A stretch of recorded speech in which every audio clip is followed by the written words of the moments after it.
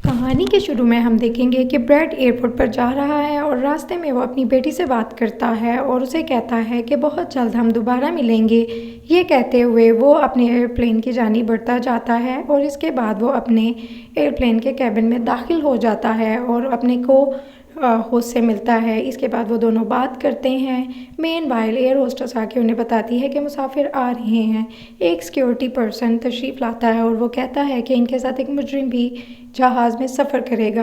Bread इस बात पर बिल्कुल परेशान नहीं होता और कहता है कि ठीक है, उसे कोई इशू नहीं। इसके बाद ब्रैड अपने स्टाफ की टीम से मिलता है कि तमाम मुसाफिर बखैरियत आ गए हैं ताकि वो तसल्ली करके एयरप्लेन की तरफ जाएं और अपनी उड़ान भरें। कुछ देर बाद एयरप्लेन अपनी उड़ान भरता है। जहाज़ में उड़ान भरने के बाद ब्रैड अपने को पायलट को अपनी बेटी के बारे में बताता है कि उन दोनों का इस दुनिया में एक दूसरे के सिवा कोई भी नहीं। जब जहाज़ उड़ान भर रहा होता है तो कुछ देर बाद मौसम की ख़राबी की वजह से जहाज़ में डिस्टर्बेंस शुरू हो जाती है और वह दोनों बहुत परेशान होते हैं क्योंकि लाइट्स बंद हो जाती हैं और जहाज़ का रेडियो सिस्टम भी ऑफ हो जाता है, जिसकी वजह से तमाम जगह घबराहट पैदा हो जाती है। मौसम की ख़राबी की वजह से जहाज़ मुकम्मल झटके खा रहा होता है और लाइट्स भी बंद हो जाती हैं, जिसकी वजह से अजीब सी घबराहट पैदा हो जाती है। इस मौके पे ब्रैड जाता है जहाज़ के अंदर और लोगों को तसल्ली देता है कि कोई मसला नहीं। एक झटके के दौरान ब्रैड गिर जाता है और उसके सर पर भी चोट लग जाती है, लेकिन फिर भी वो हिम्मत नहीं हारता और दोबारा से अपने केबिन में जाकर अपने को पायलट के साथ जहाज़ को कंट्रोल करने की पूरी कोशिश कर रहा होता है ताकि किसी भी तरह वो जहाज़ को सेव कर सके।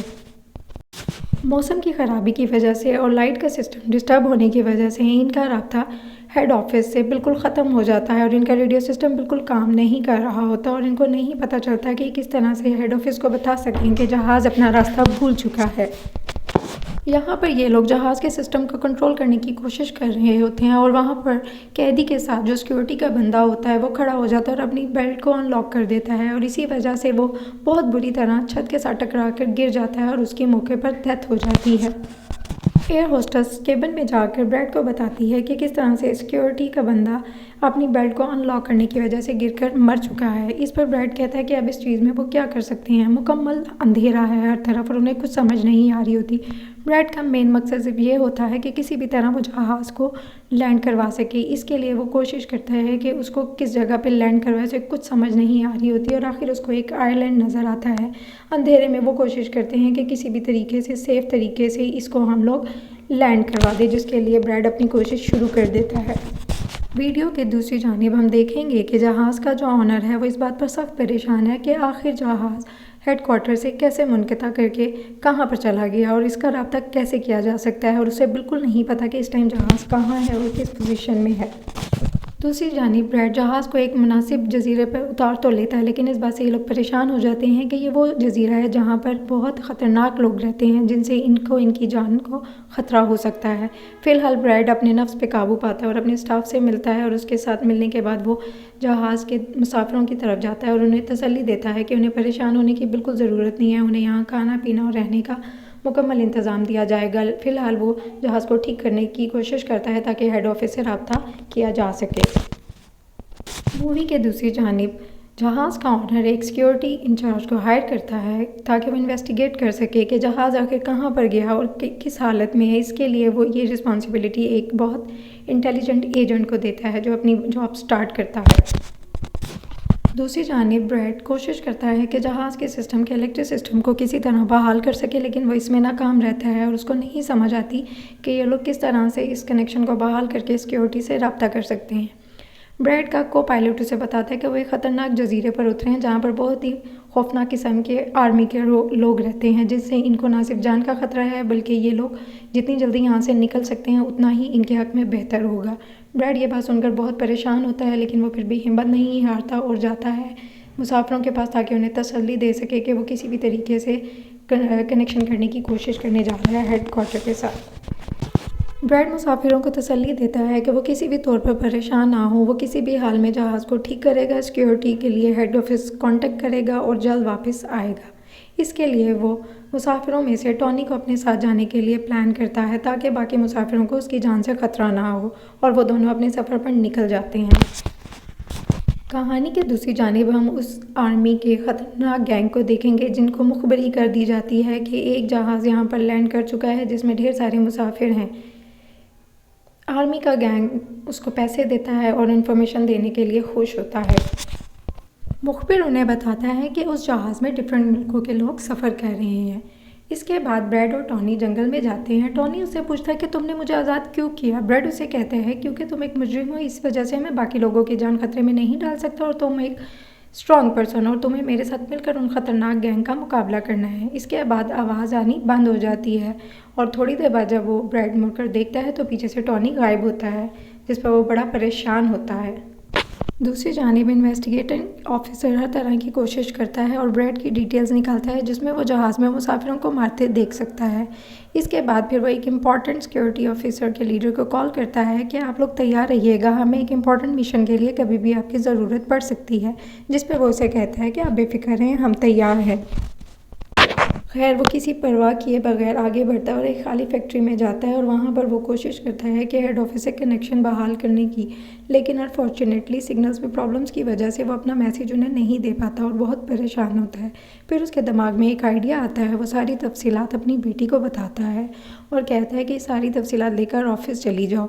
अचानक ब्रेड के ऊपर हमला होता है और हमलावर का वो डट कर मुकाबला करता है और आखिर उसको वो शिकस्त दे देता है। थोड़ी देर बाद उसे दोबारा से आवाज़ सुनाई देती है और वो छुपने की कोशिश करता है और थोड़ी देर बाद उसे पता चलता है कि ये टॉनी है जो बहुत ज़्यादा लोगों को आर्मी के लोगों का मुकाबला करके हथियार समेट कर आया है और ब्रेड को बाहर आने के लिए कहता है।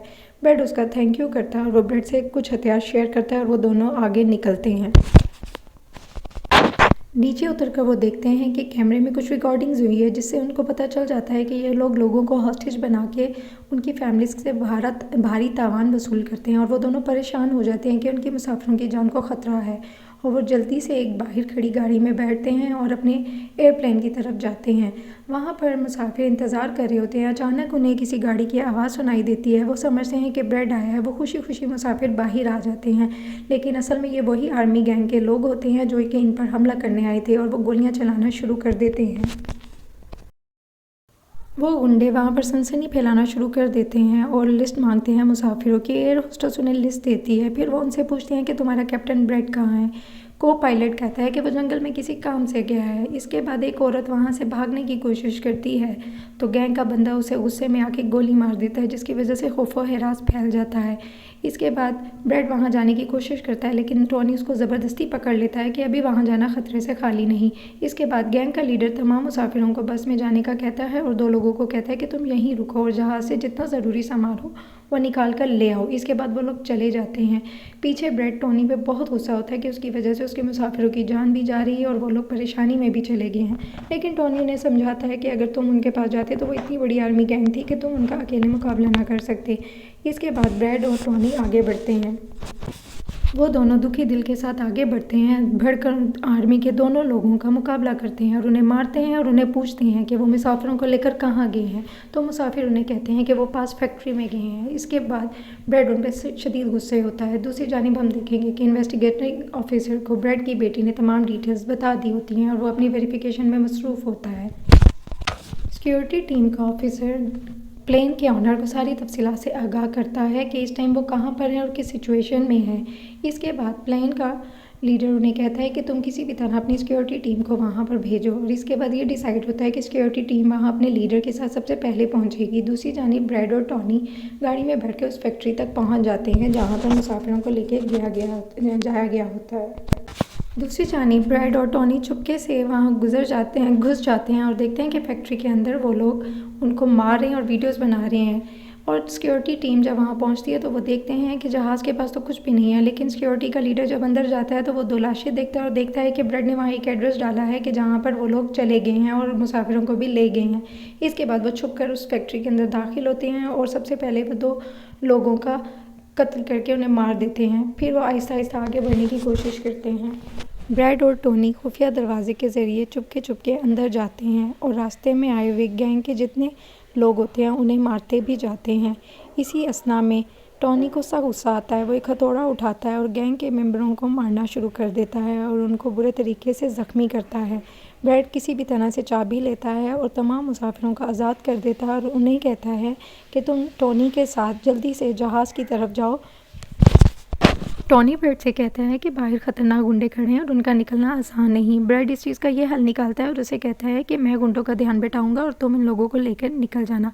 इसके बाद वो गुंडों के पास चला जाता है और उन्हें धमकाता है कि तुम्हें इस चीज़ का अंदाज़ा है कि मैंने सिक्योरिटी को बुला लिया है और वो बहुत जल्द यहाँ पर पहुँच तुम्हारा हशर नशर कर देंगी और तुम्हें मार देंगी। इसके बाद ब्रेड को ख़तरनाक गुंडा कहता है कि आज तक मैंने किसी को पैसे के बिना नहीं छोड़ा और तुम्हारे साथ भी ऐसा ही होगा।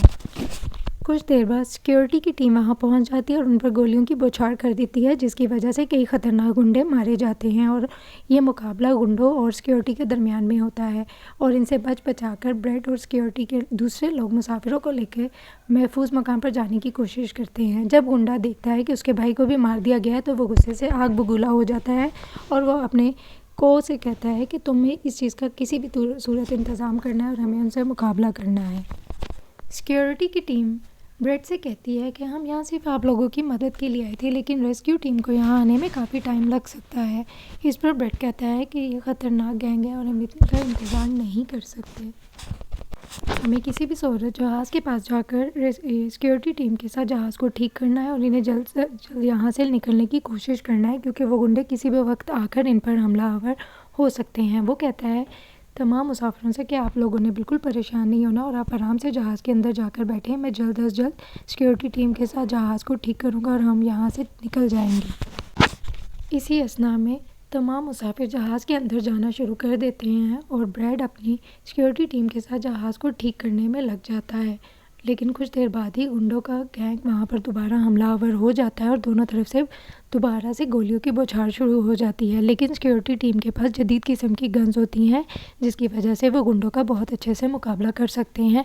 ब्रेड उन्हें कहता है कि मुझे जहाज़ ठीक करने में मज़ीद 5 मिनट चाहिए, आप प्लीज़ इनको फोकस ही रखें, और इसके लिए वो टोनी की मदद का शुक्रिया भी अदा करता है। टोनी उन पर गोलियों की बौछार करता है, लेकिन उसकी गोलियाँ ख़त्म हो जाती हैं। तो इसके बाद वो कोशिश करता है कि गोलियों के लिए किसी की चेकिंग करे, लेकिन चेकिंग में वो एक बैग में ढेर सारे पैसे देखता है।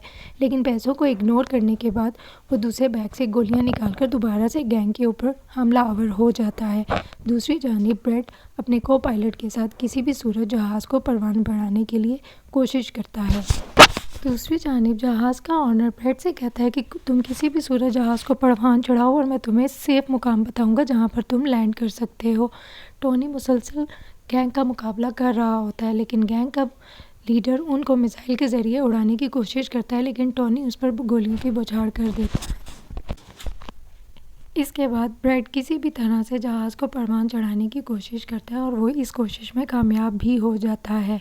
ब्रेड और उसका को पायलट जहाज़ उड़ाकर ले जाते हैं और टोनी जल्दी से पैसों भरा बैग लेके वहाँ से निकल जाता है। लेकिन अभी वो कुछ अरसा ही आगे जाते हैं कि दोबारा से जहाज़ में प्रॉब्लम होना शुरू हो जाती है, जिसकी वजह से वो बहुत सख्त परेशान और खौफज़दा हो जाते हैं, लेकिन फिर भी वो हिम्मत नहीं हारते। हेडक्वार्टर से राब्ते में रहते हुए वो किसी सेफ जगह पे लैंड कर जाते हैं और जहाज़ को रोकने में कामयाब हो जाते हैं और पूरी टीम इस बात पर ब्रेड की शुक्रगुजार और उस पर प्राउड फील करती है और उसके लिए ढेर सारी क्लैप्स की जाती हैं। ब्रेड अपने को पायलट को शाबाशी देता है कि उन दोनों ने बहुत अच्छा काम किया है। इसके बाद वहाँ पर जाकर वो अपने मुसाफिरों को देखता है कि रेस्क्यू टीम भी वहाँ पहुँच चुकी होती है, जो तमाम टीम के लोगों को रेस्क्यू कर रही होती है और ब्रेड के लिए तालियां बजा रहे होते हैं। सब लोग ब्रेड का शुक्रिया अदा कर रहे होते हैं और रेस्क्यू टीम ज़ख्मियों की मदद कर रही होती है। इसके बाद ब्रेड को दिखाया जाता है जो अपनी बेटी का थैंकफुल होता है कि उसने इतना अच्छा काम किया और उसकी वजह से ये सब कुछ हुआ। Thank you.